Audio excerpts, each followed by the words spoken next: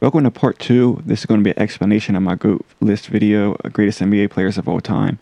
If you haven't watched that video already, go ahead and check that out. You can pause this video and come back to it. If not, it really doesn't matter. I'm basically just going to go through the list and basically give an explanation of why I picked certain players. To start out with, number 1 was Kareem Abdul-Jabbar. And this one was pretty easy. Originally, he wasn't going to be number 1, but as I did the video, if you watch the video, you'll notice that I picked up clips of certain individuals, mainly Hall of Famers, legends, contemporaries of the players that's on the list.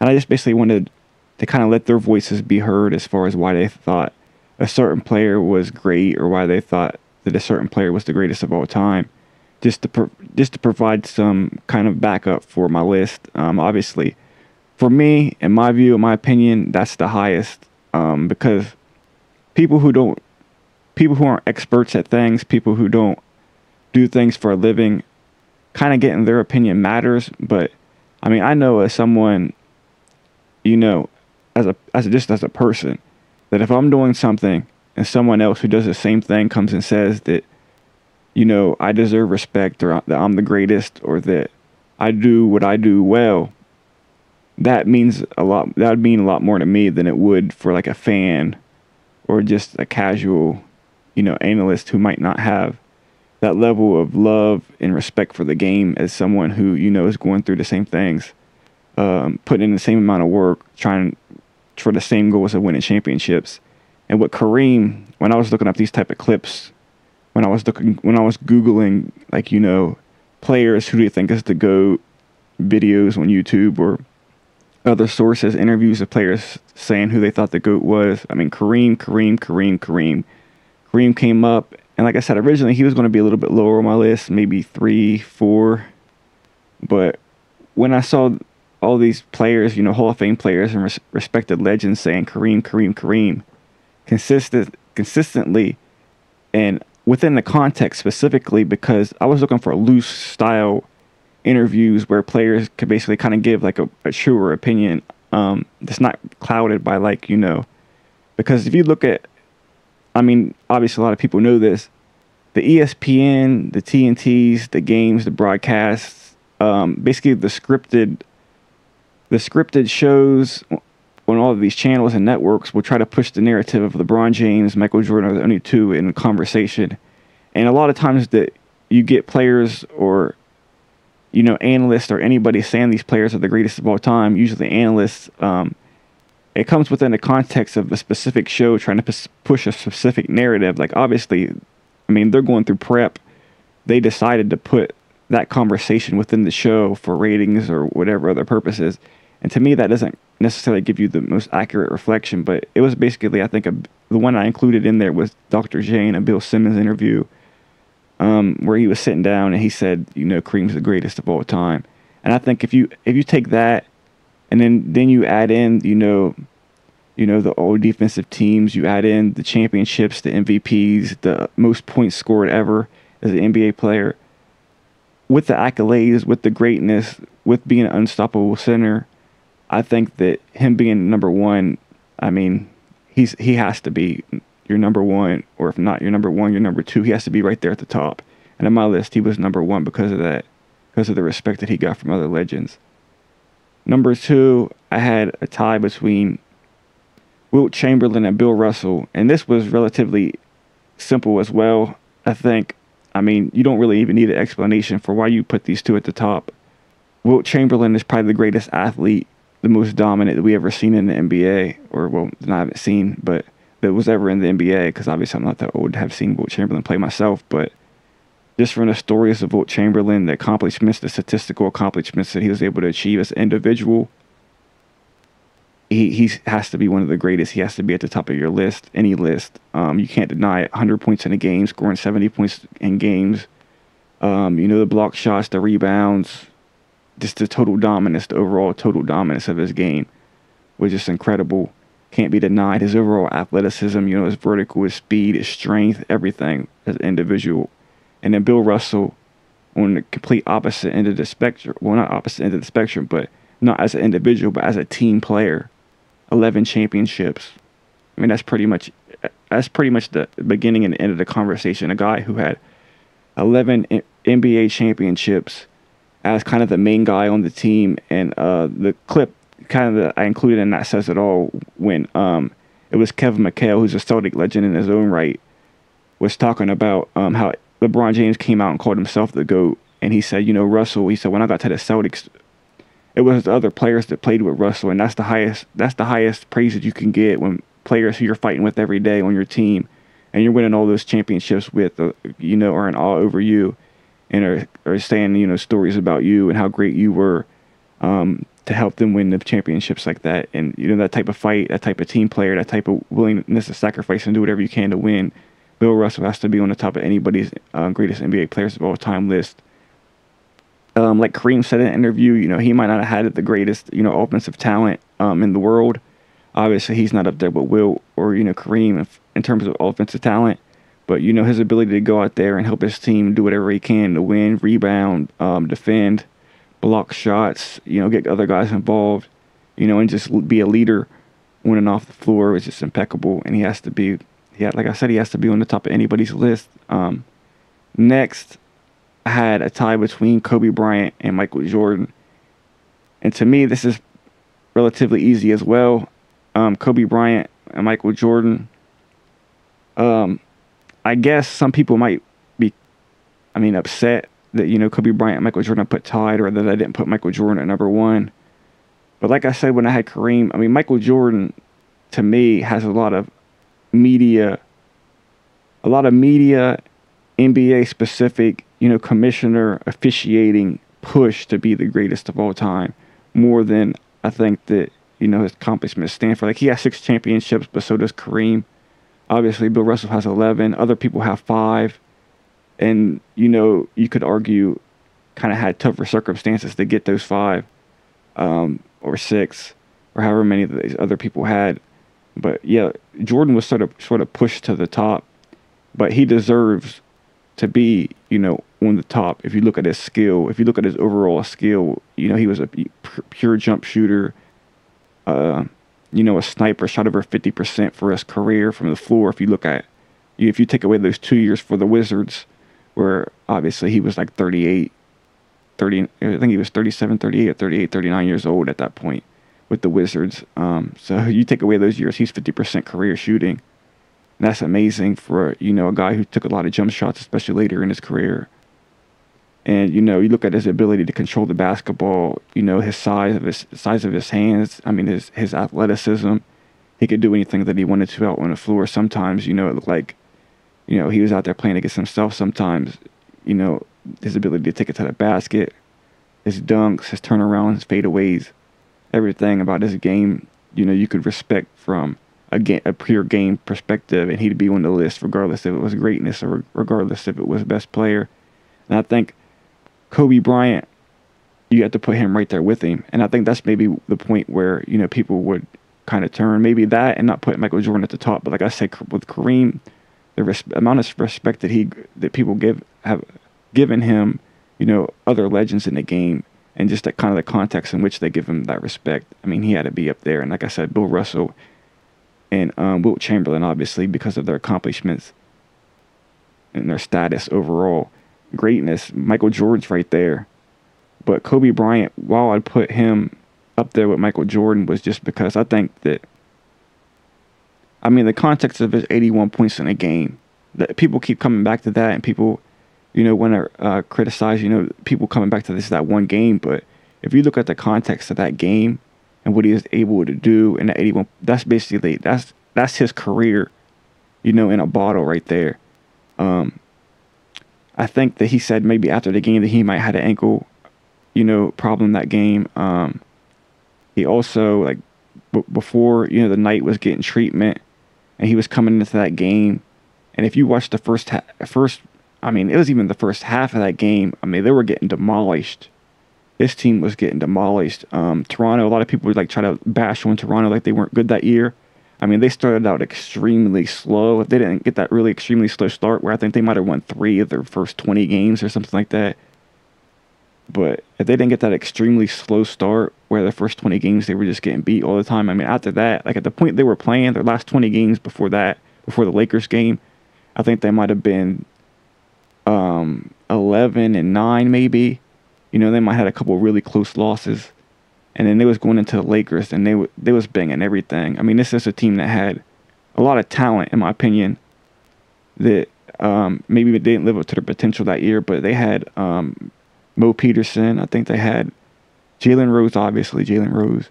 They had Chris Bosh, young Chris Bosh, up-and-coming Chris Bosh, heck of a player. They had Matt Bonner, who was, you know, a three-point shooting, you know, big before that was even cool, I guess, at that point, because he was killing them from the three-point line in that game a little bit, too. They had Mike James, who I think Mike James in that game might have scored almost 30 points. I think he might have been 6 for 9 from 3 in that game.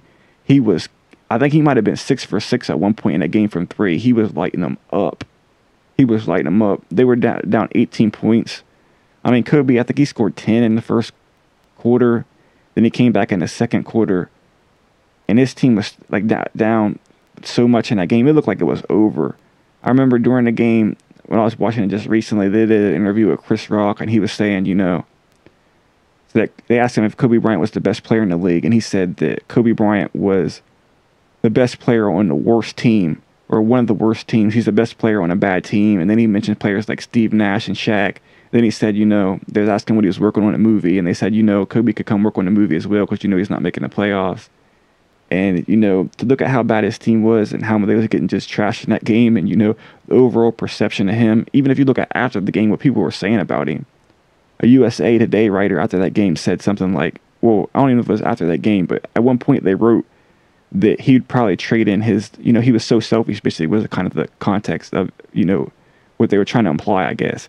What they're trying to imply, that he's so selfish that he'd trade in one of his rings just to get because he won 3 rings up to that point, that he'd trade in one of his rings to score 100 points in the game. People were saying that he, you know, he was selfish, that he couldn't be a team player. I mean, even after he scored those points, they said, oh, the team can't continue to win like that. They were trying to throw hate at him just even after that game. So you get that much hate, that much scrutiny. You're in a game, your team's losing by that many points, and you go off, and your team needs like every ounce of those points for you to win, and you come back all the way back from 18 points down. And this was way before, you know, 18 points maybe isn't as much today, but this was a little bit before, or maybe right when, you know, three-point shooting started becoming, you know, where teams would start shooting a lot of threes. But this isn't the volume shooting three-point league like it is today, where, you know, you could rip off a quick 12 points like nothing from the three-point line. I mean, this was Kobe putting his team basically on his back and shooting the lights out, you know, double teams, you know, single coverage. They ran pretty much every single defense that you could run, and, you know, he lit them up. 55 points in the second half of that game. 55 points in the second half. And he brought this team all the way back, and they won that game. And he ended up, you know, I think taking his team to the playoffs that year with, you know, and this is the team that had, you know, the starting lineup was like Smush Parker, Kwame Brown, I think Chris Mihm at that point. But, and then Lamar Odom was really the only other, like, true bowler on that team, like the guy that you actually, that was the one, you know, left over when they won the championship, was Lamar Odom. But, and obviously Luke Walton was on that team as well, but I think he was like a bench type player at that point. But, you know, just to look at his team and the way he carried that team and the type of scrutiny he went through and the type of performance he put on under those circumstances, just, I mean, you cannot put anybody else at the top of, you know, a list like this with Michael Jordan other than Kobe Bryant. If you put Michael Jordan up there, you have to put Kobe Bryant right next to him. I mean, if you look at what Chauncey Billups said the other day of Kobe being the most skilled player, and Paul Pierce, you know, as much as he disagrees, but Chauncey Billups said, yeah, you know, because, I mean, you talk about, you know, against double, triple teams every night. You're talking about nights where, you know, he couldn't go to another player and say, you know, he couldn't. I mean, you're not going to look at Kwame Brown or Smush Parker and say, man, you know, you got to get me 20 or 30 points tonight to help me out. I mean, he had to go out there, and he needed every ounce, you know, some of those performances just for his team to win games. And, you know, obviously they weren't, I mean, he didn't have three-point shooters to spread the floor. He didn't have, you know, like pick and pop type, you know, bigs. I mean, they weren't going to step out and hit shots.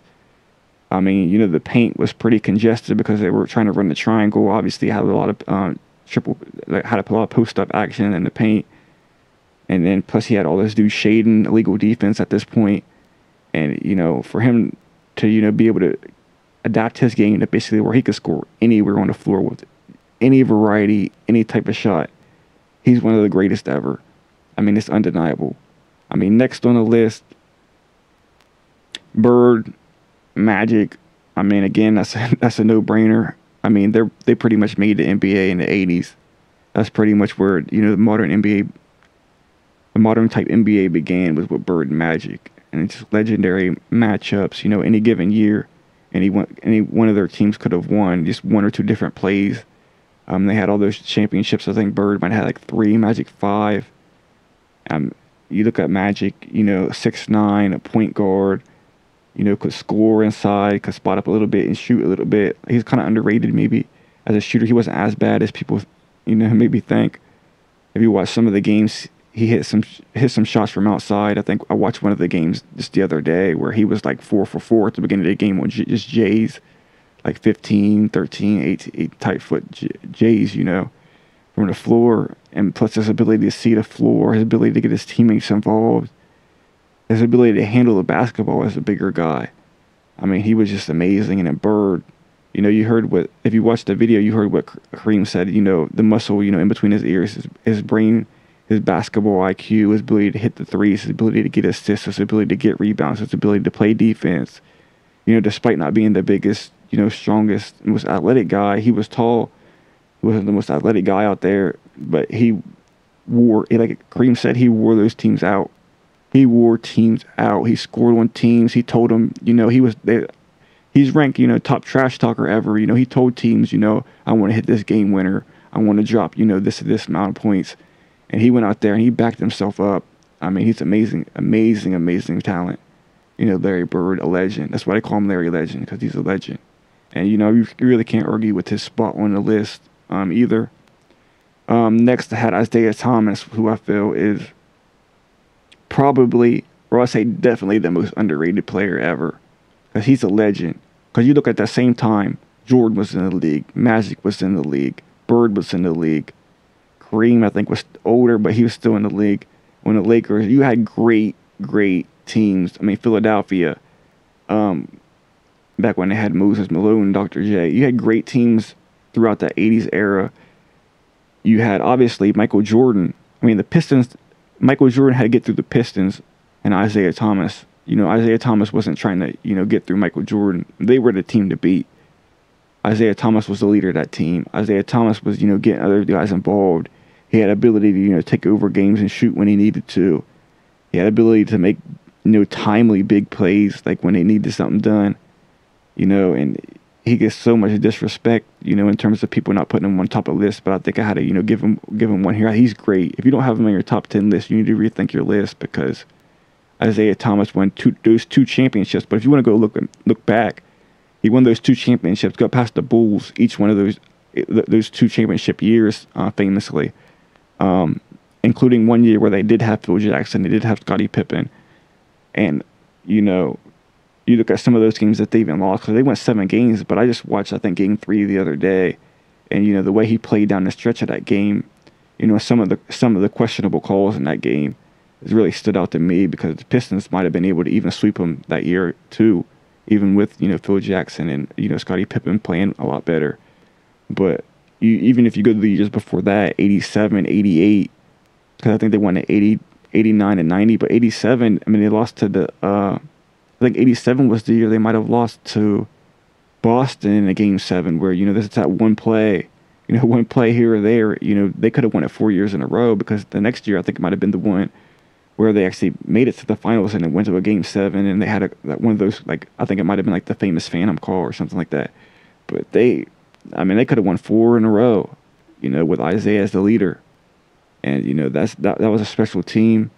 And Isiah is, definitely a special player. Could handle the ball, could shoot the ball, could distribute the ball, a tough defender, a tough player, tough-minded, led the team.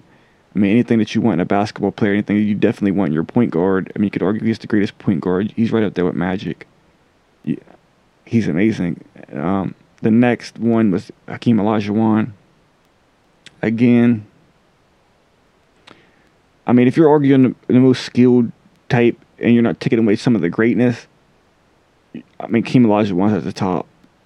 Hakeem Olajuwon is definitely 100% at the top, if not the top of any list when you're talking just pure, basketball skill. And this is a guy who worked, obviously. I think he might have been one of those type of players that didn't really play much growing up, but then when he got it, he got it. And, he worked. His footwork was impeccable. I mean, he's still playing. Like, you could watch the videos on YouTube of him training Dwight Howard, Kobe Bryant, LeBron, I think maybe JaVale McGee, a couple other players that he's worked with, where he's going through all them same moves, and he's still, I mean, come on. And like he was like 50 or something in those videos. Like, he's pretty old at this point, but, this his level of talent, the footwork, the shooting, the fundamentals, I mean, activity, the defense, taking a team with no other All-Stars, the lowest seed to ever go and just take the championship. Again, I mean, you saw where Shaq said that, he puts him at the top. I mean, Shaq and them had a great team. They went past Jordan that year, where Jordan came back with the 4-5 jersey. I think that was the year where he's still playing, top. I think he retired, but he came back. But he was still playing pretty well that year. Obviously, he was still Michael Jordan, even though they didn't have, the team all year that year. But that was still a really great Magic team. Could have been probably if they would have stayed together a couple more years and Shaq didn't leave. Probably could have, did some even more damage. But, Hakeem Olajuwon got past them. I mean, that's the all-time great player right there. Hakeem Olajuwon, there's really nothing you could say to prevent him from being on your list. Nothing. The next would be my tie again for the 10th spot was Tim Duncan and Shaquille O'Neal. Shaquille O'Neal is really the only player that I had to think about putting on the list or not putting on the list. But given his dominance, given his size, given his sheer strength, given it his Shaq, given it his greatness on that level, you can't leave him off the list. Basically, even aesthetically, I don't know if you could have a top 10 list and Shaq's not at least 10. So that's how they put him on there. And Tim Duncan, greatest power forward of all time. There's really not, I mean, if you're the greatest power forward of all time and you have a list of top players ever and the greatest power forward's not on there, as important as that position is to the game, then I don't know what you're doing with your list. So Tim Duncan's an automatic on the any top 10, greatest power forward of all time. Shaq, one of the most dominant players of all time. I'll put him on the list, even though I'm not really going to get into an argument as to why he might not be on the list. But that pretty much concludes the video at this point. If you have any questions or have any individual things you want me to address, or you have any good arguments or anything about why a player should be on the list or why a player should not be on the list, or if you want me to do a completely different video explaining why LeBron's not on the list, if you noticed that LeBron wasn't on the list, he's not. I think he might be right here after that, but I definitely can't argue for LeBron to be on the top. So if you want me to do a video explaining that, I can. But anyway, just like the channel, subscribe, go check out that other video if you haven't already, and have a good day.